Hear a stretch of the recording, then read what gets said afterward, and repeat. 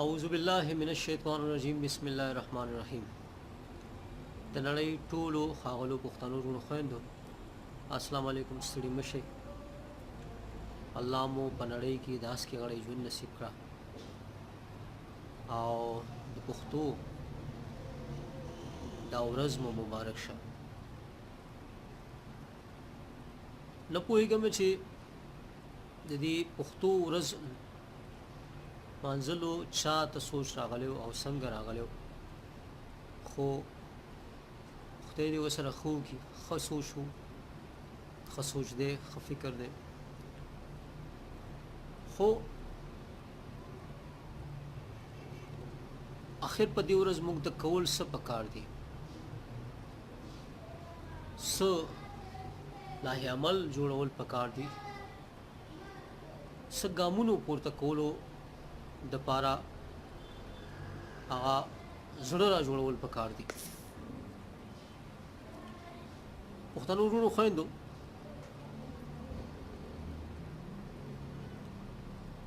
پښتو ژبه زموږ د پښتون قوم د بیل پیژنګلو د بیل وجود ښکارا شناختی کارت دی، ښکارا پیژنګلو ده. خدای مکه که پښتو ژبه ورکه شوه نو د پښتون قوم ښکارا بیل وجود به ورک شي، ښکارا بیل پیژنګلو به ورکه شي. پښتو د پښتون قوم دپاره، د پښتون دپاره ژوند دی، امن دی، پرمختګ دی، یووالی دی. څنګه خپل ژبه د پوهې دپاره لازم وي. د نړۍ څومره قومونه وګورئ چې په خپله ژبه کې زده کړه کوي، نو هغه به لازم امن پسند پرمختللي وي. اکثریت د نړۍ پرمختللي قومونه وګورئ نو د هغوی بنیادي زده کړه به په خپله ژبه کې وي. دغه وجه ده چې مونږه د پښتو دې ورځې ته ډېر په قدر ګورو او غواړو چې مونږه دا تش د ورځې په نوم باندې ونمانځو. په دې مونږه هغه د زړه د کومې خپل ځان سره واده وکړو، ګام پورته کړو چې یاره مونږ به پښتو ژبې ته هغه حیثیت ورکوو کوم چې د پښتو ژبې حق دی. د پښتو ژبې حق دی چې په پښتنه خاوره د ښوونځو، پارلمان، عدالت او میډیا ژبه جوړه شي. دا د پښتون قوم یو بیل وجود دی. که چېرته اغیارو چې ورپسې لګېدلي دي دا پښتو ژبه ورکه کړه نو د پښتون قوم بیل وجود به ورک شي. مونږ به په پنجابیانو او فارسیانو کې ورګډ شو او زمونږ هغه تش په نوم پښتانه به پاتې وي چې څنګه په دې پنجاب کې شته، په نور دغنو کې بعضې ځایونو کې شته چې ځان ته پښتانه وایي خو پښتو پاتې نه وي. زما وروڼو خویندو، بعضې خلک په ډېر غټو غټو پوسټونو په دې اسلامي هیوادونو کې ناست وي او هغوی بیل بیجنګلو ته بیماری وایي، رنځ وایي،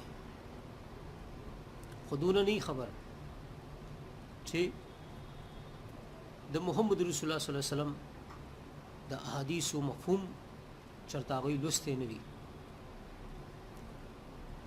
بارها محمد رسول الله صلی الله علیه وسلم په دې هکله احادیث موجود دي چې مفهوم به یې راټول کړم چې چا د خپل نسب نه انکار وکړو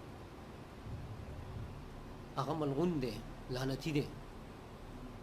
نو الله تعالی دې مونږه د لعنت د ژوند نه پامان کې وساتي. هسې هم چې یو کس د خپل دغه نه قوم نه بهر شو، هغه په بل قوم کې ځایېدلی نشي او خپل قوم نه خو هغه وتی وي، نو لعنتي خو شو. تاسو به لیدلي وي چې یو مرغۍ د خپل ټولنې نه وځي نو هغه اکثر مري، ډېر بې عزته او ډېر بدحاله چې دی نو هغه ژوند تېروي. نو الله تعالی دې مونږ چې دی نو د خپل قوم نه د انکار نه وساتي. د الله تعالی چې کوم بیل وجود را کړی دی د دې د انکار نه دی الله تعالی مونږ وساتي چې مونږ لعنتي نه شو. او بیا مونږ دې خلکو ته دا ویل غواړو چې یاره مونږ خدای مکه څه شودر نه یو چې په خپل بیله پېژنګلو به وشرمېږو. مونږ چې دی الله تعالی یو ستر قوم پیدا کړي یو. مونږ د الله تعالی شکر کوو چې الله تعالی مونږ چې دی نو یو بهترین تاریخ را کړی دی، یو مضبوط تاریخ را کړی دی. مونږ ولې چې دی نو د خپل بیل وجود نه د خپل پیژنګلو نه انکار وکړو. که انکار کوي هغوی ته هم نه د پکار، خو که انکار کوي نو شودر به کوي، نور به کوي. ځکه چې خدای پاک څوک څنګه پیدا کړي دي هغوی له په هغې باندې فخر پکار دی او ځان مضبوطه کول پکار دي. چې کوم د شرم دي پکار دی چې هغه کوشش وکړي او د فخر سبب یې جوړ کړي، کامیابی طرف ته لاړ شي، پرمختګ طرف ته لاړ شي. نو که یو وخت کې هغه د بېعزتۍ ټولنه وه نو هغه د عزت ټولنه هم جوړېدی شي. خو د دې مطلب دا نه دی چې خلک دې انکار وکړي د خپل بیل وجود نه. ما بیا وویل چې د خپل نسب نه انکار کوونکو ته محمد رسول الله وسلم لعنتي ویلی دی.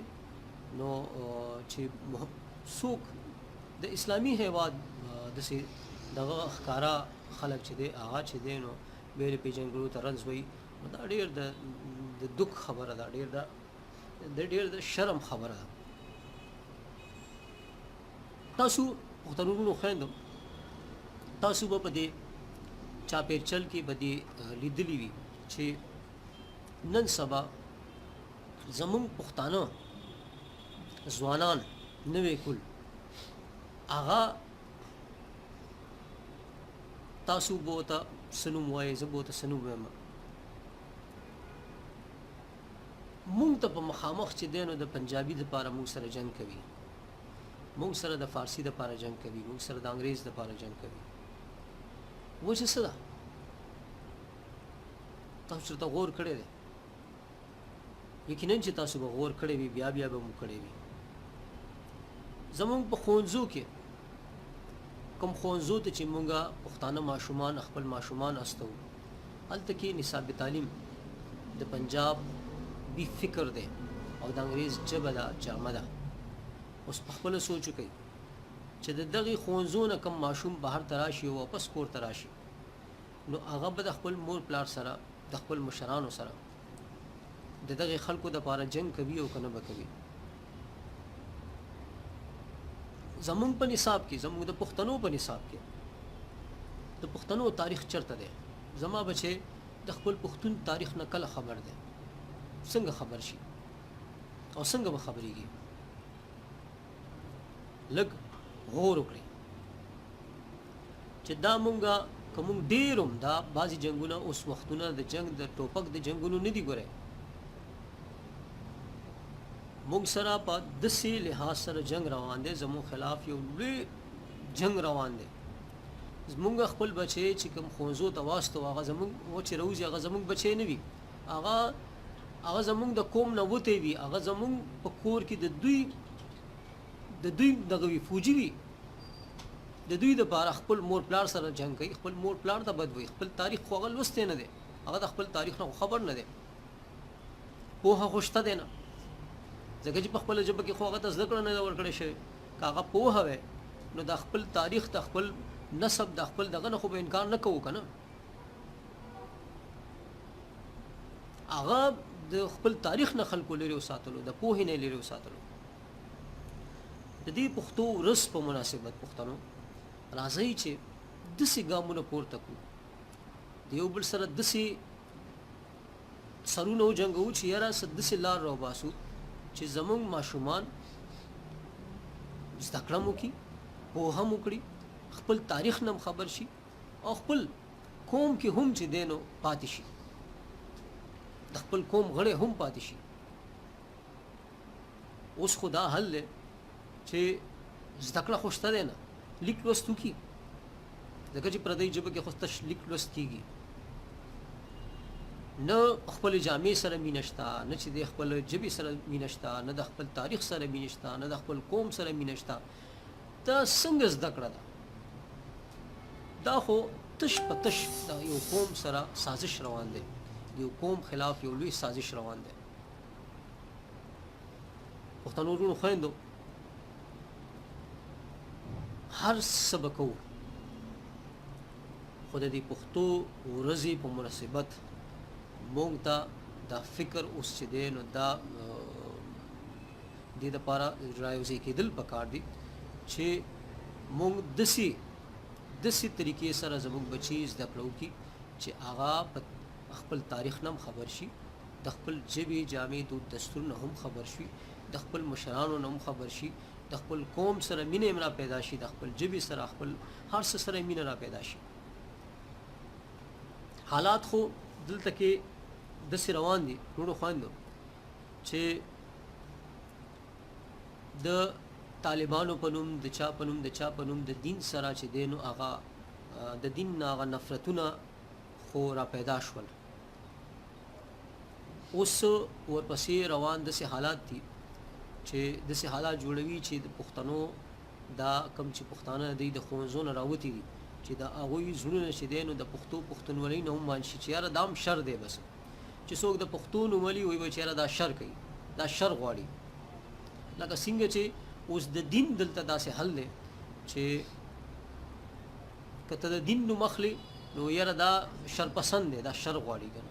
نو دغه شانتې حالات دلته اوس داسې هم را روان دي. اول چې دی نو د دین سره دا لوبه وشوه، اوس د پښتو سره دا دغه روان ده. اوس بیل وجود بیا له پېژنګلو چې دی نو دا رنځ شو، اوس دې ته دا رنځ دغه وشو. لکه اوس دا خبره نه ده چې یاره کېدای شي خبر وي خو د محمد رسول الله وسلم د دې احادیثو د دې نه چې دی نو ځان منکر کو او بیا له پېژنګلو ته رنځ ووایي که نه. چا چې د خپل بیل نسب نه انکار وکړو، د خپل نسب نه انکار وکړو، عمل هون لعنتي دی. نور حدیثونه دي په دې هکله چې تپوس یې مه کوه، خو د دې باوجود د اسلامي هیواد یو دغه نومولی کس وایي چې یاره هغه چې دا چې دی نو بې له پېژنګلو دا رنځ دی که نه. نو پښتنو وروڼو خویندو، سخت وخت زما په خیال چې نور هم راتلی شي په هر څه چې دي غاړه خو به ورته نیسو، په هر ممکن کوشش به کوو چې په ډیپلوماټیک طریقې سره کېدی شي، په دغه طریقې سره کېدی شي، په هر لحاظ سره موږ به کوو. ځکه چې پښتانه نور چې دی نو د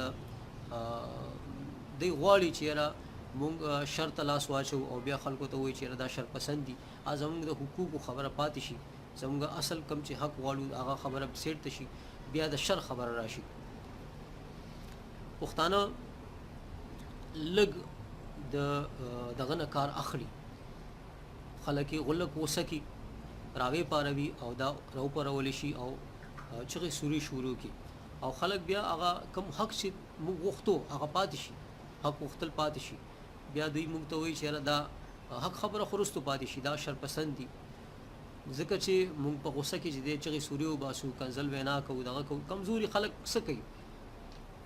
بس دغه زیات نه زیات کنځل وینا کولی شي او بیا دا خلک وایي یاره دا کنځل وینا کوي. هلکه زموږ وجلی کېږو، زموږ چې دی هر څه تباه دي، زموږ کورونه وران دي، زموږ عزتونه نشته دی، زموږ چې دی نو بې له پېژنګلو په خطره کې ده، زموږ دود دستور په خطره کې دي، زموږ چې دی نو هغه قومي وسایل چې دی هغه لوټ مار شروع دی. او ته زما کنځلو ته ګورې، زما د ورور کنځلو ته ګورې او دغې ته نه ګورې چې دا هر څه روان دي. وروڼو لږ زه دغه سره خو به ګورو خو خپل وروڼو ته هم زه وایم چې دا خلک مونږ غوسه کوي او مونږ په چغو سرو شو مونږ په کنځلو شو او زمونږ د حقوقو هغه خبره اړخ ته پاتې شي او زمونږ بیا وایو دا پلانې راله دا پلاني دغه اف آی آر کټ کا بیا زمونږ جلسې دې دپاره وي دا پلانې چې دی نو را پرېږده بیا زمونږ جلسې دې دپاره وي بیا چې دی نو په یو څو دوه درې سیټونو مو وغولوي دا زمونږ اخیری دغه پاتې شي نو ډېر منظم کار به کول غواړي ډېر د فکر لاندې کار به کول غواړي دا د ورځ دوه خبرې نه دي جذباتي خبرې نه دي د جذباتو نه ځان وساتئ او ډېر منظم کار به په یو ځای کول غواړي که ستاسو په زړونو کې به ډېر څه وي خو د روژې ورځې شپې دي ډېر وخت هم نه اخلمه یو ځل به بیا ووایم چې د روژې د په دې میاشت کې دا دغه راغلی ده د پښتو دا ورځ لمانځلې خو هم داسې نه شوه ځکه چې موږ به پې اکثر سیمینار راغونډوو ناسته به هم پې کوله خو د بده مرغه روژه کې لږ خلکو ته تکلیف نه شو ورکولی نو د دې ورځې په مناسبت راځئ چې خپلو کې سره نه وجنګو یو بل سره واده وکړو د یو بل مرستیال شو چې داسې صلاح عمل به جوړوو چې زموږ پښتانه ماشومان زده کړه هم وکړي او د خپل تاریخ سره مینه را پیدا شي د خپلې ژبې سره او د خپل قوم سره او پوهه هم ورته میلاو شي نو انشاءالله چې پښتون قوم چې دی دا څوک ورکولی نه شي پښتون قوم به یو ځل بیا راوچتېږي او یو ځل به بیا چې دی نو که خیري په دې خلکو زموږ حکومت راځي یقینا راځي به که خیري انشاءالله لازم به راځي الله متل خاد و آباد لره الله پامان